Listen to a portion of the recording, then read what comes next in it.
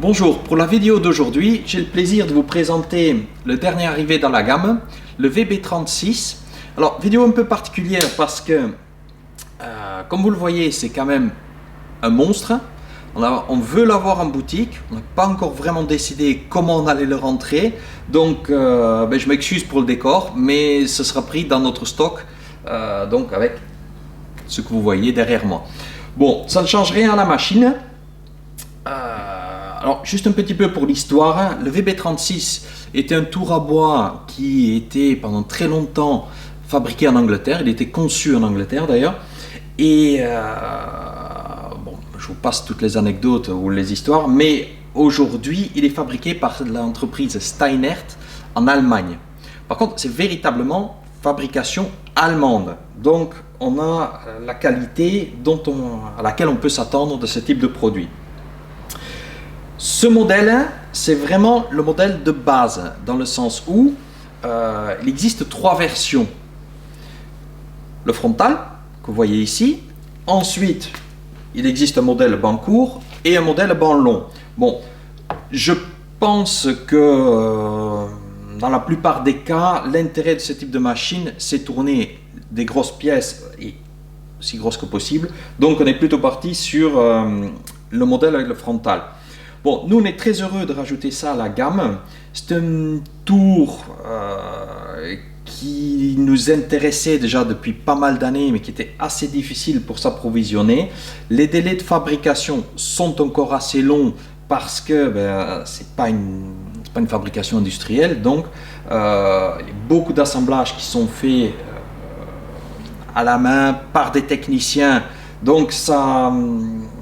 Enfin, si vous êtes intéressé par cette machine, attendez-vous quand même qu'il peut y avoir des délais assez longs, mais ça vous garantit aussi un niveau de qualité quand même assez impressionnant. Bon, c'est le premier, on le découvre quasiment avec vous, donc soyez indulgents si on se trouve un petit peu avec des surprises ou ce genre de choses.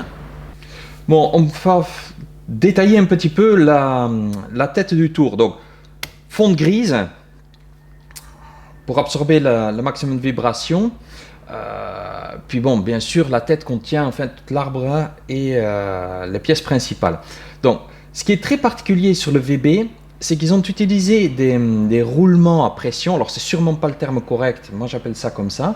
Donc, ce sont des roulements qui sont comprimés et qui nécessitent encore d'être huilés. Alors, on a un de chaque côté, hein, un petit bocal d'huile, avec dedans une mèche qui va apporter l'huile en permanence sur les roulements. Donc là dedans, il faut garder toujours de l'huile, il ne faut pas le faire tourner à sec, hein. Bon, ce sont des roulements qui sont faits pour encaisser de très très grandes charges, très fortes charges. Là on n'est pas inquiet, hein. Ce n'est pas des roulements à billes, il n'y a vraiment pas de souci. Ça permet de supporter de très très grosses masses en toute sécurité. Bon, on a un volant qui permet aussi de faire un peu volant d'inertie avec l'indexage pour le blocage d'arbres.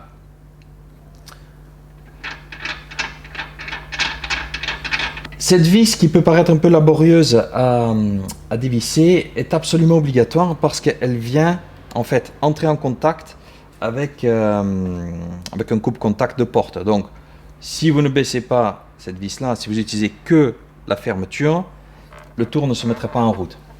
Alors, il y a quelque chose d'assez particulier sur le VB. Là, on est sur la position de la courroie où le tour va le plus vite. Et on part du principe donc qu'on a besoin de moins de couple. On ne va pas tourner de très très grosses pièces à des vitesses très très élevées.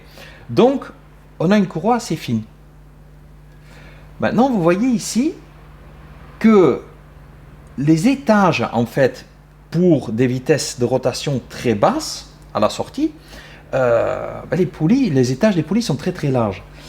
On a une courroie qui vous est fournie pour ça. Donc une courroie plus large afin de pouvoir transmettre plus facilement le couple.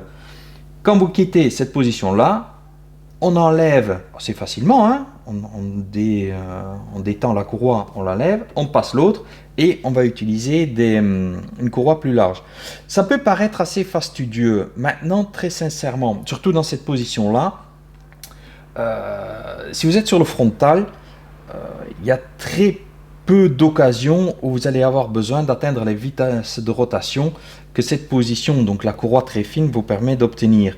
À mon avis, vous allez être en permanence ou sur l'étage très basse vitesse, donc très fort couple à très basse vitesse, ou celle du milieu, mais en tout cas pas celle-là. Je trouve que c'est plutôt intéressant comme choix technique. Alors, est-ce que c'est pour limiter la largeur de la poulie qu'ils n'ont pas gardé la même position? Est-ce que c'est pour ne pas avoir une usure prématurée de la courroie large? Je ne pourrais pas vous dire. Maintenant, c'est quand même assez intéressant. Et à ma connaissance, c'est vraiment le seul qui fait ça. Alors, il y a un petit rangement et un petit crochet dans lequel on l'accroche de façon à ce qu'elle ne vienne pas, par accident, se frotter à l'arbre. Je vais la remettre bien en position. Voilà, il y a un petit crochet en bas, un crochet en haut. Donc là, elle est en position. Il faut savoir que c'est quand même un moteur de 3 chevaux. Donc, un 3 chevaux dans les basses vitesses, la première est de 50 à 500 tours. Ça doit être un couple véritablement phénoménal. Donc, vous pouvez tourner du gros, du désaxé, de l'irrégulier, sans aucun problème avec cette machine-là. Le boîtier de commande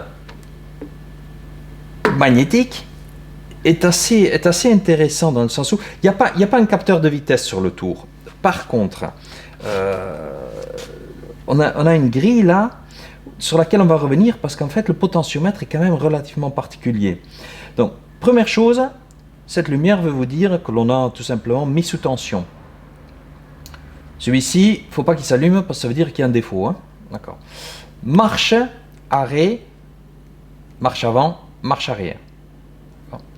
Alors, potentiomètre est assez intéressant parce que normalement, un potentiomètre gradué 0 à 10, 0 à 20 ou ce genre de choses. Celui-ci, en fait, a des étages. Donc, je ne sais pas si vous voyez bien. On a une graduation à étages sur ce potentiomètre qui permet en fin de compte de démultiplier l'action de tourner ici. Donc, au lieu d'avoir de 0 à 10, on a plusieurs étapes différentes. Donc, si par exemple, dans la position de la courroie de 250 à 2600, ici, on est dans la section 4 et on est grosso modo sur 10. Donc, ici, la poulie, la section, et on est grosso modo à 1040 tours, en sachant que on va ici rajouter quelques tours. C'est d'une précision que je n'ai jamais rencontrée sur un autre tour. C'est véritablement parce que lorsque vous tournez une pièce irrégulière, de pouvoir tirer le maximum des capacités de la machine. À 246 tours, enfin à 285 tours, le tour vibre, on va le baisser juste de 1 ou 2 tours par minute pour être certain de quand même pouvoir rester à la vitesse la plus approchante. J'ai jamais vu ça. Hein, si je me trompe peut-être, mais à ma connaissance, il n'y a pas d'autres machines qui sont livrées avec ce type de dispositif. Fourni avec la machine est une commande à pied de marche arrêt.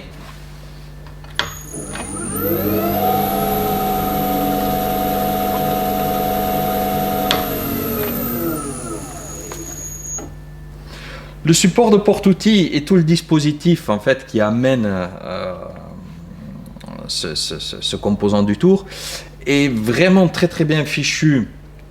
Bon, poignée du haut permet d'orienter et de changer le porte-outils, permet aussi déjà de tourner le renvoi ici. Mais alors, ce qui est vraiment impressionnant, c'est ce mécanisme-là. Alors, faire très attention que la barre ne touche pas au sol. Hein. Et là, en fait, on défait cet accessoire qui permet donc, du coup, de s'amener dans toutes les positions possibles et imaginables tant qu'on a de la longueur. Et on en a quand même pas mal sur le tour. Et on rebloque ici. En fait, on monte cette pièce qui vient comprimer entre les deux, entre le bas du tour et la tête du tour. Bon, ça sincèrement, c'est pareil, hein. Je ne sais pas qui est-ce qui a conçu ça, mais j'ai jamais vu cette conception de machine. D'origine, le VB est livré avec un plateau à vis de cette dimension-là. Alors, ça permet déjà de faire énormément de pièces, parce que bon, tout le monde sait que tenir une pièce sur un plateau à vis, c'est ce qui est de plus sûr.